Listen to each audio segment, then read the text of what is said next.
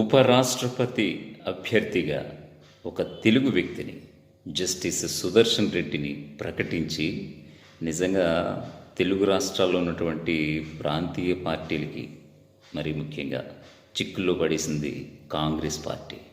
Yes, ఖచ్చితంగా. ఎందుకంటే ఒకవైపు ఏమో ఎన్డీఏ కూటమి తమిళనాడుకి సంబంధించి రాధాకృష్ణన్ పేరుని బలపరిచినటువంటి సందర్భం. ఇటు ఇండియా కూటమి కాంగ్రెస్ ఆధ్వర్యంలోని ఇండియా కూటమి ఏమో తెలుగు వ్యక్తి జస్టిస్ సుదర్శన్ రెడ్డి పేరుని ప్రకటించడం. సో మరి చూడాలి మరి, ఎందుకంటే ఆల్రెడీ ఏపీలోనేమో చంద్రబాబు, పవన్ కళ్యాణ్, బీజేపీ కలిసి అక్కడ గవర్నమెంట్ ఫామ్ చేసినటువంటి సందర్భం కనిపిస్తోంది. మరి టీడీపీ, జనసేన పొత్తు ధర్మం పాటించి రాధాకృష్ణన్ ఓటేస్తాయా లేక తెలుగు వ్యక్తికి మద్దతు ఇస్తాయా అనేది వేచి చూడాలి. మరోవైపు ఇటు వైసీపీ పరిస్థితి అంతే, మరోవైపు గులాబీ బాస్ కేసీఆర్ పరిస్థితి కూడా అలాగే డైలమాలో ఉన్నటువంటి పరిస్థితి. ఎందుకంటే తెలుగు వాళ్ళకి ఓటు వేయాలి తప్పదు, లేదా తెర వెనుక ఏమైనా పొత్తులు ఏమైనా ఉంటాయి కనుక వాళ్ళకు ఓటు వేసుకోవాలి.